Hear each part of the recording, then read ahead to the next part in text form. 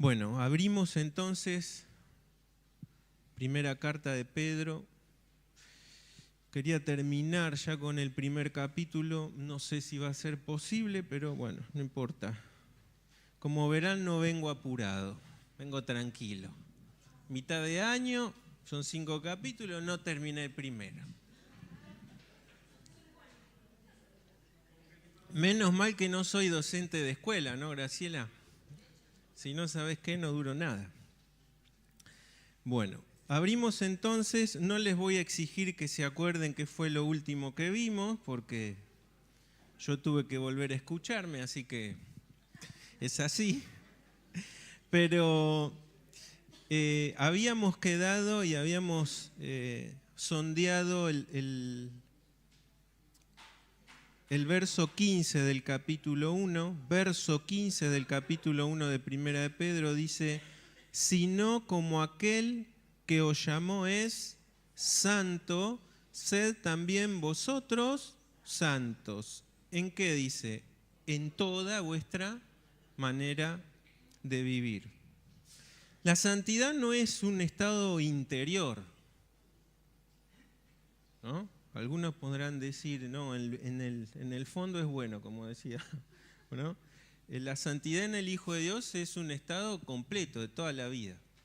Hablamos de la santidad en los pensamientos, en las decisiones, hablamos de la santidad en las relaciones, y dijimos que muchas veces tenemos que dejar relaciones que nos apartan de Dios, ¿sí? A veces incluso esas relaciones no solo son personas del mundo, a veces son personas que están también acá adentro, ¿eh? No todos los que están acá adentro son hijos de Dios, es una premisa ya desde el primer siglo, pero aún hay hermanos que pueden ser carnales. La Biblia habla muy bien de cómo tratar con esos hermanos. Santidad en los hábitos, en las actitudes, o sea, la conducta importa, y hablamos también santidad en nuestras palabras, en nuestra forma de hablar. Y dijimos que la santidad para el Hijo de Dios no es un camino opcional, es el único camino a partir de que nacemos de nuevo. Es el único camino en el que Dios nos hace andar. ¿Por qué? Porque el que nos llamó es santo. Y por ser hijos del santo, nosotros debemos andar en santidad. Dice el 16, porque escrito está: sed santos, porque yo soy. Alguno podría decir: Pedro, vos me estás sacando un pasaje del antiguo pacto, de algo que Dios le reclama a Israel, y lo estás poniéndole la impronta a un nuevo pacto, ¿no? Y a veces caemos en esto que Bonhoeffer llamaba la gracia barata, ¿no? De tomar la gracia de Dios como una puerta abierta para hacer de nuestra vida lo que queramos. Total, la gracia nos cubre, y cuando abundó el pecado, que la sobreabundó. Pero Pablo dice algo ahí interesante: ¿vamos a andar en el pecado para que abunde la gracia? ¿Vamos a seguir teniendo una vida pecaminosa? Él dice: de ninguna manera, no es un absoluto negativo, de ninguna manera, nunca sea así significa. Y lo que Dios demanda de su pueblo, lo demandó en la antigüedad porque es principio de Dios, y los principios de Dios son eternos. Por eso Pedro lo pone ahí, porque nosotros hoy somos pueblo de Dios. Y los principios que regían para el pueblo de Israel siguen rigiendo para el pueblo de Dios hoy, que es la iglesia. Vamos a leer algunos textos que hablan de esto, porque los pactos o el pacto que Dios tuvo con Israel era condicional. Israel se cae de ese pacto por su transgresión a Dios. Por eso nosotros somos no hijos de la ley, sino hijos de Abraham, dice. ¿Por qué? Porque la promesa fue dada a Abraham antes que haya una ley, y heredamos la fe de Abraham, entre comillas, ¿no? Y por eso la bendición de Abraham termina siendo bendición ¿en qué? En nosotros. Por eso Pablo habla muy claramente de esto, ¿no? De que para ser pueblo de Dios no hay que nacer ni ser linaje de. No tiene que ver ni con una tierra ni con una herencia de un pueblo especial. Somos nacidos de una simiente incorruptible. Esos son los hijos, esos son pueblo de Dios. Pero como dijimos, lo que se le reclamó a Israel, que no cumplió, se nos reclama también ahora a nosotros. Vamos a ver algunos textos nada más. Por ejemplo, a ver, micrófonos. ¿Quién va a agarrar el micrófono? ¿Quién quiere leer? Dale, vení. Pasale el otro micrófono acá a los pibes, que les encanta leer a los pibes. Sí. ¿A quién? ¿Acá atrás? Bueno, acá. Lo dijo el maestro. ¿Cómo es tu nombre? Leo. Leo, ¿tenés Biblia ahí? Sí. Bueno, buscate Levítico 18:30 y 19:2. Lucas, buscate Levítico 27. Graciela, vas a buscarte Mateo 5:48. Y Gonza, buscas Efesios 5:1.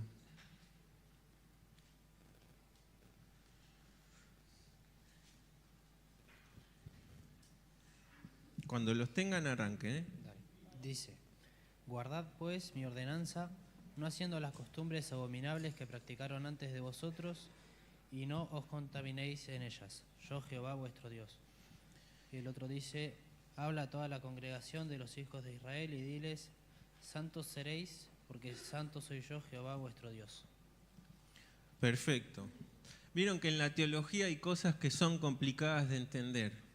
Las cosas que son prácticas para nosotros de la vida cristiana, no hay que darle mucha vuelta, ¿no? Había pueblos que estaban alrededor de Israel, a los cuales Israel fue un brazo ejecutor del Señor porque castiga todo lo que esos pueblos hacían en contra de Dios. Lo hizo de una forma gradual, no inmediata, ¿sí? Había cosas ahí que Dios tenía previstas, pero si había algo que Dios repudiaba, era que el pueblo de Dios apartado, elegido para ser distinto, se contaminara ¿con qué? Con lo que los pueblos de alrededor tenían. Ojo, no eran simples creencias, tenían prácticas abominables al punto de sacrificar en el fuego a sus hijos pequeños, sus hijos bebés. Y era terrible esto porque con el tiempo que le pasó a Israel, cayó en la misma práctica aberrante a los ojos de Dios. Y no tenían excusa porque tenían la ley de Dios dada. ¿Sí? ¿Cuál nos quedó? 27, ¿no, Lucas? Sí, dice: santificaos pues y sed santos, porque yo Jehová soy vuestro Dios. Bien, Mateo 5:48. Por tanto, sean perfectos, así como su Padre Celestial es perfecto. Bien, y Efesios 5:1. Sed pues imitadores de Dios como hijos amados. Bien, fíjense que siempre la referencia suprema es la que tenemos que ver nosotros, ¿sí? No somos santos como el que tenemos al lado, o la denominación, o el pastor, o el episcopo, o lo que sea. Somos santos a la medida. Ahí es más difícil, ¿no? Porque el de al lado, yo sé que, bueno, puede ser muy ejemplar, pero siempre el tigre tiene alguna mancha, ¿no? Pero de Dios estamos hablando del que se dice el Santísimo o el Santo, Santo, Santo. Y ahí ya no tenemos excusas para decir, bueno, llego hasta acá. Me doy la libertad de ser santo hasta este nivel, ¿no? Y después lo demás, que la gracia cubra lo que tenga que cubrir. La idea de Dios desde el principio fue que lleguemos al nivel de santidad de Él. Y decíamos la última vez, esto en nosotros puede ser ya en nuestro pensamiento, decir, es algo que Dios nos pide, que es un imposible. Porque hay que en nuestra naturaleza. ¿Qué hay en nuestra naturaleza? Estamos inclinados a pecar. Por más que somos renacidos, hay una naturaleza con la que luchamos. ¿no? Y hay gritos como ese niño que a veces están en nosotros diciendo, no, vení, hacé esto, ¿no? Y grita fuerte a veces nuestra naturaleza. Por eso Pablo le dice a Timoteo, en la obra de Dios ten cuidado de quién, y de ti mismo. Es el primer cuidado que tenemos que tener. Y Santiago había dicho que nuestra propia concupiscencia es la que nos tienta como un cebo, ¿no? Como el cazador pone un cebo para atrapar a la presa, así también dentro nuestro. Pero se nos capacitó con el Espíritu Santo, cosa así que gozamos en este nuevo pacto y que no gozó el pueblo de Israel. Y acá todavía tenemos algo más que va en contra de todas nuestros peros. Nosotros tenemos más privilegios por pertenecer a un pueblo que está bañado con la sangre no de un corderito o de un animalito, como dice Hebreo, la sangre de esos no puede limpiar de pecado, solo cubría hasta el tiempo que el Cordero perfecto iba a derramar su sangre. Y en esa redención que nos dio, ahora vamos a leer, recibimos a Dios Espíritu Santo en nuestro corazón. Y como hoy se nombraba el fruto del Espíritu, siempre el fruto del Espíritu en nosotros nos va a inquietar y nos va a impelir a buscar la santidad del Padre. Por eso es que hay muchas menos excusas para nosotros en la vida de decir yo no puedo ser santo. Sí, querido, vos podés porque tenés al Santo, tenés el Espíritu Santo dentro tuyo. Lo que hay que hacer es, como dice, matar, como decía Pedro, mi yo está crucificado ¿con quién? Con Cristo. Lo que vivo ahora, lo vivo en la fe del Hijo de Dios. Y eso es una tarea de todos los días, a veces hasta de cada hora, porque vieron que en el día también tenemos. Amanecimos bien a la mañana y al mediodía nos pasó algo que ya el viejo hombre está ahí, gritando, ¿no? Pero los principios de Dios son eternos hasta el día de la redención en nuestra vida. Ese día ya no habrá más luchas, no está ya nuestra vieja naturaleza, no está más el mundo, no estará más Satanás. ¿Qué será de ese día? No lo podemos ni pensar ni entender, pero será espectacular, será glorioso. Podemos alabar en perfección, adorar en perfección, amar en perfección. Hoy lo que hacemos es una práctica, ¿no? Estamos ensayando y estamos esforzándonos y estamos recibiendo la capacitación del Espíritu. Como dijo Pablo, prosigo a la meta, al premio del supremo llamamiento de Dios en Cristo Jesús. Y esa es nuestra tarea. El camino de un hijo de Dios es el camino de la santidad. Pero dice acá, fíjense el 17, y se invocan por Padre aquel que sin acepción de personas juzga según la obra de cada uno. ¿Qué hay que hacer? Condúzcanse en temor todo el tiempo de vuestra peregrinación. No dice condúzcanse en terror. Aunque el pueblo conocía, a veces cantamos muy ligeramente, que podemos sentir la presencia, ¿no? Y que tu majestad, créanme que nosotros no sentimos la majestad de Dios. Juan, cuando vio la majestad de aquel, quedó tirado en el piso como muerto.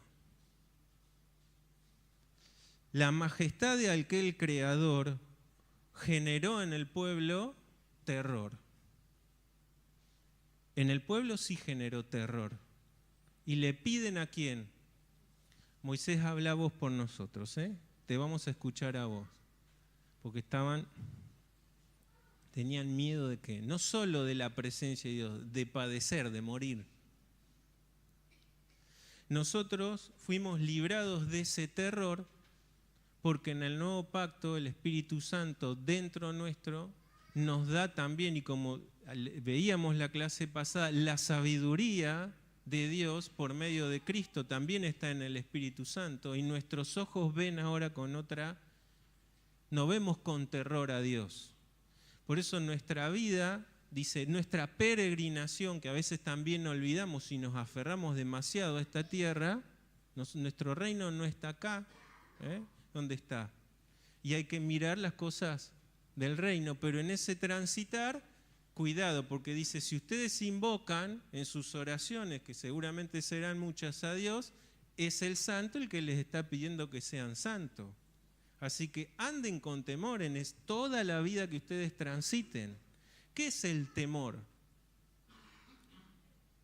en la vida de un hijo de Dios? Los hombres temerosos no anduvieron escondiéndose de Dios. Estuvieron, ¿qué? Más cerca de Dios, ¿sí? Pero estuvieron cerca de Dios entendiendo que tienen que tener un respeto reverente delante de Dios. No se lo trata como a un amigo, no se lo trata como a un compañerito de la escuela. Es el Creador, el Santo, el Supremo. Es ser consciente entonces de su santidad, de su autoridad, de que Él es amor, pero que también es justicia, de que nunca tiene por inocente al culpable y de que también castiga aún a sus hijos, no porque los odia, porque los ama. Entonces, en nuestro transitar, Pedro les está diciendo, yo entiendo que ustedes están en persecución, entiendo que le están pasando mal, pero eso no los excusa a seguir viviendo de forma santa. Porque aquel que los llamó es santo, entonces ustedes tienen que ser santos. Dice algo más.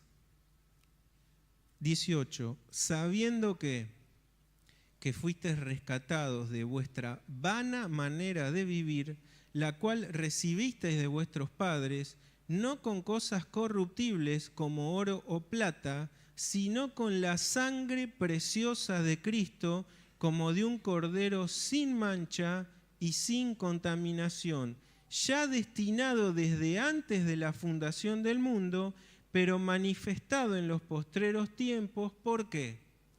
Por amor a vosotros.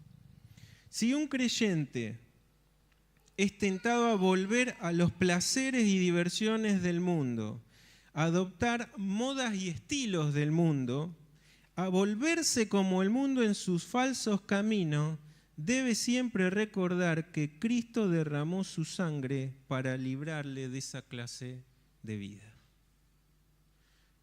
Y cada vez que nosotros seamos tentados, recordemos esto: la redención, el rescate, que es la idea de liberar y de comprar a un esclavo, sacarlo de ese lugar y ponerlo en otro que no merecía, el precio de eso fue la sangre de Jesucristo. Y entonces Pedro les vuelve a meter acá en la cabeza y les vuelve a recordar: cada vez que ustedes piensen apartarse de ese camino de santidad, piensen que se pagó un alto precio por ustedes. Si el pecado no hubiese sido tan grave para Dios, nunca hubiese muerto Jesucristo. Hubiésemos seguido hoy con animalitos quizás. Pero delante de Dios el pecado es algo terrible. Y por eso es que la humanidad necesitaba sangre poderosa de redención eterna. Eso es algo también difícil de entender. Pero en nosotros está la redención eterna, porque Cristo el Santo derramó su santa sangre para cubrirnos y redimirnos a nosotros. Entonces, cuando pensamos volver a lo anterior, tengamos en mente esto: el precio que se pagó fue altísimo. Hay algo que Pedro dice acá: no fue con plata, dice. A lo largo del tiempo se quiso comprar con dinero la redención, ¿saben? Muchas veces. Y hoy también. Tristemente, muchos llamados pastores, para entrar bajo una cobertura especial, ponete. Cosas aberrantes, hay personas engañadas que han hasta dado escrituras de sus casas y tantas cosas, ¿no? Hablábamos de las indulgencias también pasadas, ¿no? Y cuánta gente, los que se le decía, ¿no? Da, ni bien me das, ni bien caiga la monedita, se libera del purgatorio el alma para ser redimida. Pero eso ya estaba escrito en la Biblia, de que muchos usarían la fe como fuente de ganancia, ¿no? Pero Pedro les recuerda: ustedes de su padre no recibieron demasiado, aunque tuvimos padres muchos buenos y ejemplares, por la herencia de Adán, a eso se refiere, y Eva, nosotros heredamos ¿qué? La muerte, porque la paga del pecado es muerte. ¿Y la muerte pasó a quiénes? Sin excusa y sin acepciones pasó a todos los hombres, por cuanto todos. Entonces la redención no la puede dar otro hombre en la misma condición que yo. Por eso el único hombre que fue hombre y Dios fue Jesucristo. Y él al morir, ¿qué hace? Clava, dice en la cruz, el acta que nos era ¿qué? Nosotros merecíamos morir.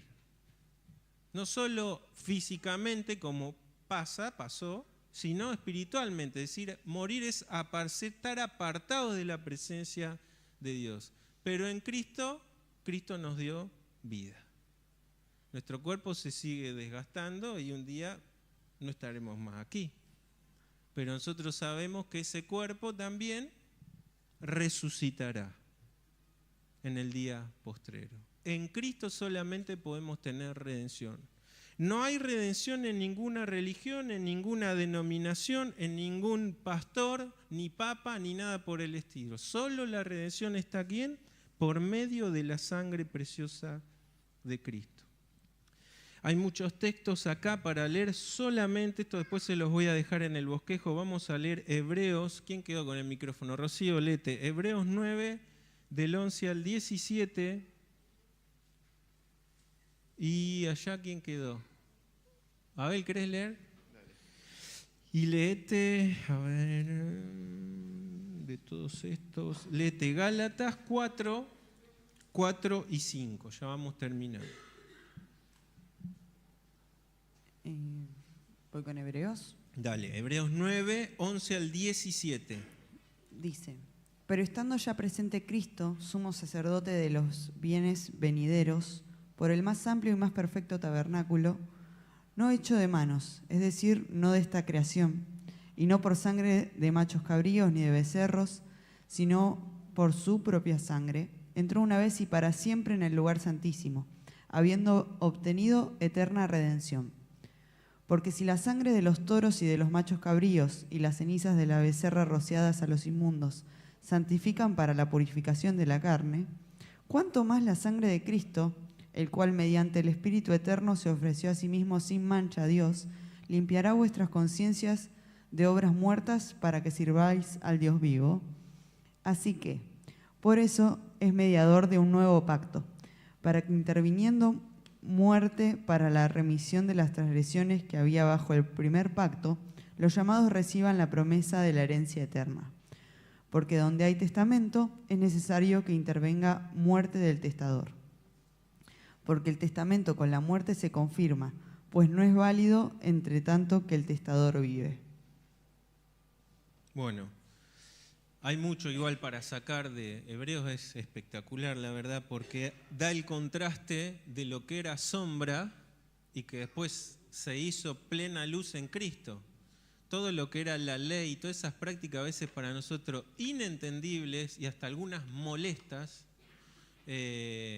tenían un propósito y era manifestar lo que iba a ser Cristo, y gracias a Dios nos tocó esta época y este tiempo, ¿no? Vivir bajo la gracia de Dios y su redención por medio de la sangre. Y el otro texto, Gálatas 4, 4 y 5. Pero cuando vino el cumplimiento del tiempo, Dios envió a su Hijo, nacido de mujer y nacido bajo la ley, para que redimiese a los que estaban bajo la ley, a fin de que recibiésemos la adopción de hijos. Fíjense esto qué importante también, ¿no? Porque el poder que tenía la ley era justamente, dice, la muerte. ¿Quién podía cumplir la ley? ¿Había alguien que podía cumplir la ley? Nadie. ¿Qué entonces establecía la ley? El carácter y la santidad de Dios. Pero esa ley que nos condenaba por nuestra condición, dice, Cristo, al morir en esa cruz y al cumplir la ley, porque dice, no vino a abrogarla, vino a cumplirla, y cumpliendo él la ley y muriendo, nos liberó a nosotros de lo que la ley exigía de cada uno de nosotros, que era morir. A veces no es fácil entender porque hay cosas de la ley que nosotros tenemos que seguir cumpliendo, porque manifiestan los principios de Dios. Pero hay otras que no, que quedaron solo en ese pacto antiguo, ¿no? Cada vez que nosotros leamos esto, pensemos en los principios eternos de Dios, en lo que hay detrás del mandamiento, porque eso es lo que nosotros tenemos que vivir hoy también como pueblo de Dios. Y hay muchos más textos aquí, pero lo importante de esto, hermanos, la redención en nosotros se dio por la sangre de Cristo. Y me acuerdo una vez charlando con un compañero que, bueno, tenía muchas dudas, pero también muy confundido. Las sectas suelen confundir mucho a las personas. Y yo le decía, mira, ni siquiera pienses, porque él siempre decía, ¿quién tiene la verdad? Son los llamados testigos de Jehová, son los evangélicos, son X. Le digo, mira, cualquiera que te diga, aún un evangélico, vení a mi iglesia que vas a ser salvo, le digo, salí corriendo de ahí. Porque lo único que te da salvación es el sacrificio de Cristo, es la sangre de Cristo. Cuando vos recibas a alguien que te diga, pertenece a tal lugar para tener el beneficio, ni siquiera de la cercanía con Dios, le digo, acordate, y bueno, y le citaban algunos pasajes, ¿no? Y él se quedaba pensando, pero ¿saben qué? Le costaba entender que no haya un marco de verdad institucional al cual pertenecer. Qué difícil a veces, ¿no? Por eso nosotros a veces hablamos con mucha soltura. Lo que nosotros entendemos fue por gracia de Dios que se nos cayó esa venda. Que hoy podemos entender que tenemos entrada solo por los méritos de Cristo y nada más, no por pertenecer a tal o cual denominación. ¿Está bien congregarse? Sí, porque la iglesia es cuerpo de Cristo, el cual Él es la cabeza, Él murió por la iglesia. Pero cuidado con la veneración, ¿no?, de las estructuras, de la forma, porque la redención no está en nada de eso, está solamente en Jesucristo. Y ese tiene que ser también nuestro evangelio a los demás. Dice, destinado desde antes de la fundación del mundo, manifestado en los postreros tiempos por amor de vosotros, y mediante el cual creéis en Dios, quien le resucitó de los muertos y le ha dado gloria, para que vuestra fe y esperanza sean en Dios, solamente en Dios. No está nuestra esperanza en el presidente de turno, en el gobierno que nos toca, en gracia o no. No está nuestra esperanza en la iglesia, no está en los hermanos, no está en el pastor. Nuestra esperanza es exclusivamente en Dios, porque Él decidió redimirnos y comprarnos. Y por eso nos dio la potestad de ¿qué? De ser hechos hijos de Dios. Habiendo purificado vuestras almas por la obediencia a la verdad, mediante el Espíritu, hablábamos de esto, nada en la vida del cristiano que pueda seguir el camino de la santificación queda afuera el Espíritu Santo. Yo puedo ser mañana más santo o el mes que viene porque dejo que el Espíritu Santo trabaje en mí. ¿Y cómo trabaja el Espíritu? Solo por medio de la palabra. No lo hace por emociones, por sentimientos, porque hoy siento una cosa y mañana saben que siento todo lo contrario. Todo lo que el Espíritu haga en nosotros lo va a hacer por medio de la palabra. Y volvemos a... Pedro vuelve a recalcar que es la palabra eterna, más adelante lo dice, ¿no? Pero no pretendamos nosotros ser mejores cristianos si no tenemos el ejercicio de abrir el santo libro de Dios. Porque el Espíritu solo trabaja por medio de la palabra inspirada. ¿Inspirada por quién? Por Él mismo. ¿Para qué? Dice, nos purificó por la obediencia mediante el Espíritu. ¿Para qué? Bueno, hoy se hablaba un poco de esto, ¿no? Dice, para el amor que fraternal, ¿no? ¿Puede haber amor fingido?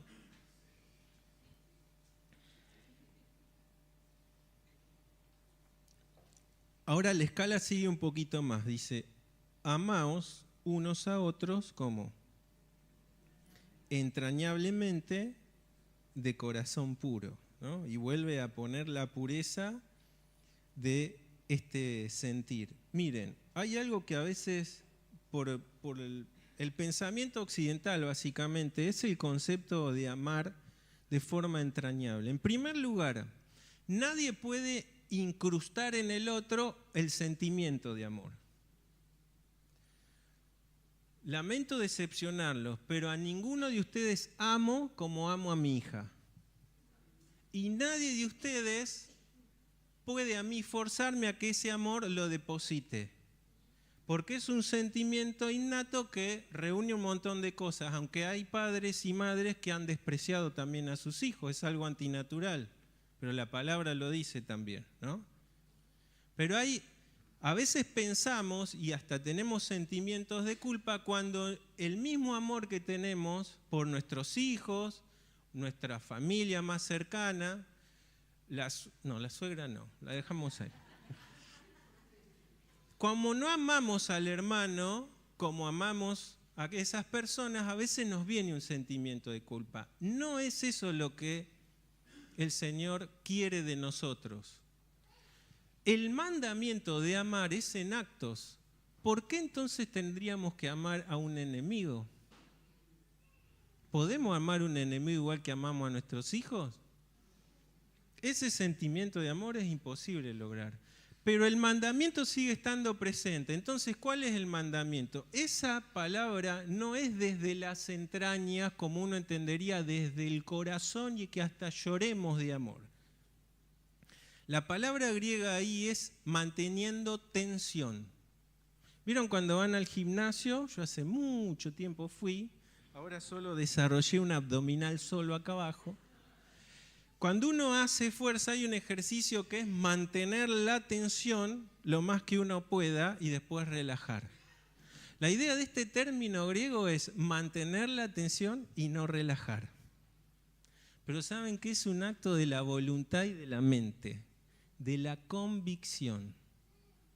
Por eso la fe no es sentimiento, es convicción. Después vendrá todo lo demás porque somos seres sentimentales, porque Dios nos creó así.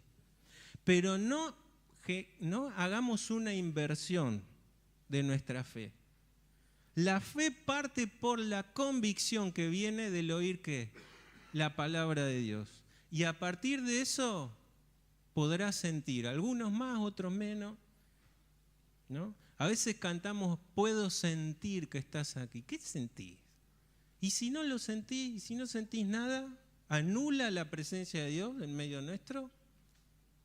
La fe no es por sentimiento, es por convicción. Y en base a eso se han y nos tenemos que manejar toda la vida cristiana, porque muchas veces no vamos a sentir la presencia de Dios, no vamos a sentir nada, a veces hasta enojo podemos sentir.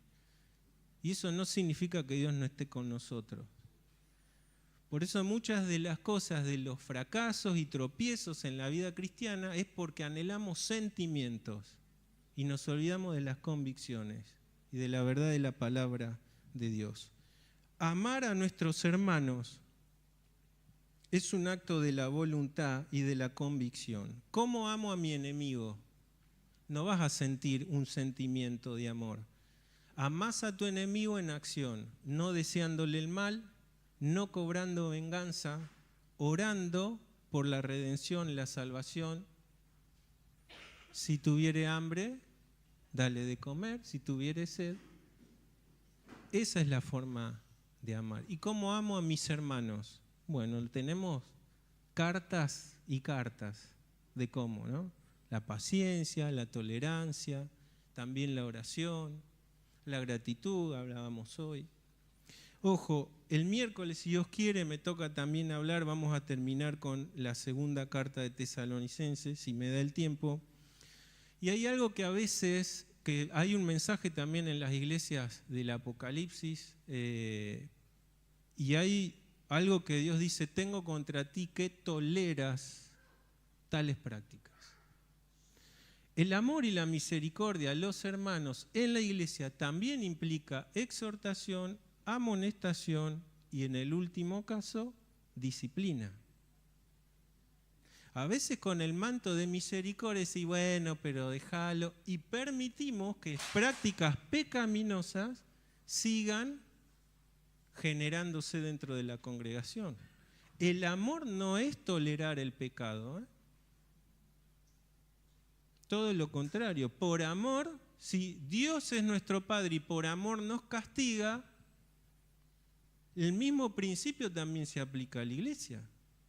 Si a mí se me amonestó, se me exhortó porque hay una conducta mía que es contraria y que es pecaminosa y sola sigo haciendo, la autoridad de la iglesia tiene todo el derecho de decir, bueno, se te amonestó 1 o 2 veces, ¿no?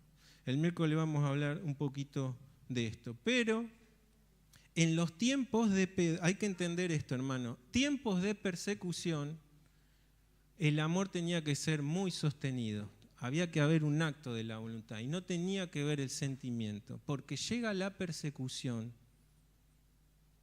Y si yo, por ejemplo, digo, me descubrieron y salgo corriendo y voy a la casa de Gonzalo y le golpeo la puerta y le digo, Gonzalo, me descubrieron, me están buscando, me quieren linchar. Y Gonzalo mira para adentro y dice, pero yo tengo que cuidar a mis hijas y a mi esposa. ¿Qué hace Gonzalo? ¿Me recibe en su casa? El acto, por eso hay que contextualizar lo que Pedro dice. Para nosotros hoy todavía sería más fácil aguantarnos, tolerarnos y amarnos, pero en esa época, hermano, amar realmente a un hermano, como dice Juan, era muchas veces poner nuestra vida. Y eso no porque la persona sienta el amor que sentía, no. Era un acto de obediencia y de conciencia y de voluntad, ¿no? Y de, obviamente, convicción plena de que es tu hermano y lo tenés que amar. No era fácil. Y no sigue siendo fácil en muchos lados del globo, donde todavía hay persecución y grave persecución. Pero de esas noticias no vas a prender el tele y las vas a ver, ¿eh? Tenés que escarbar un poquito más para encontrarlas. Dice, y termino ya con esto, siendo renacidos no de simiente corruptible, sino de incorruptible, por la palabra de Dios que vive y permanece para siempre. Y fíjense que esto del amor está como rodeado de 2 cosas, dice, por la purificación mediante el Espíritu y por un renacimiento de una simiente incorruptible por la palabra.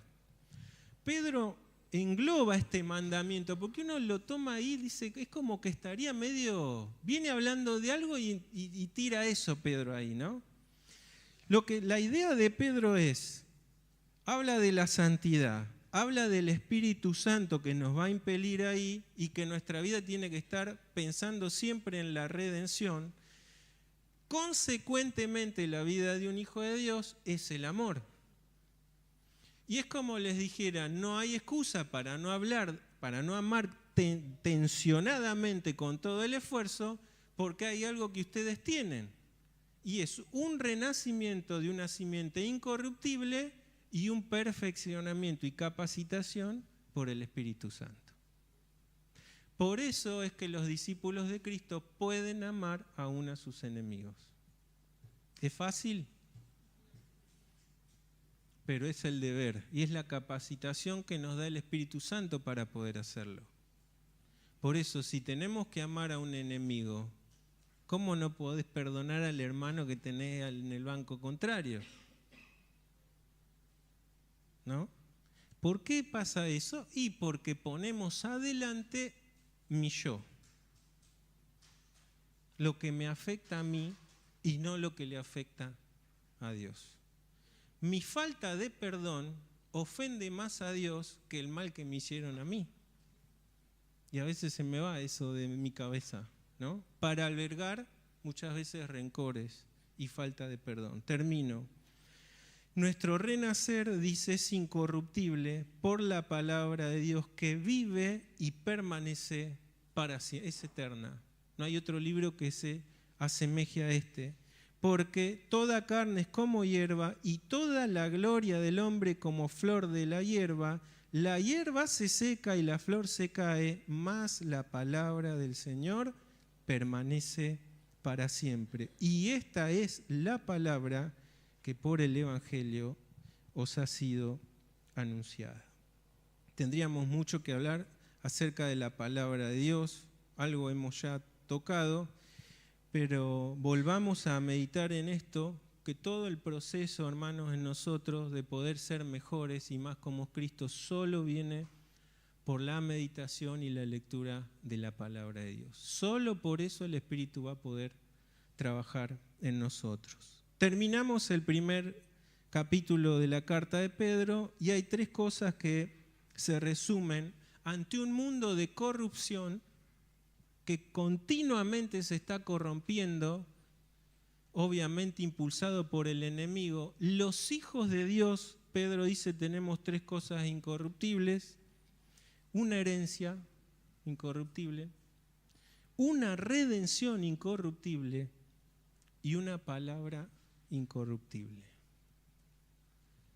Crezcamos y buscamos a Dios y su voluntad.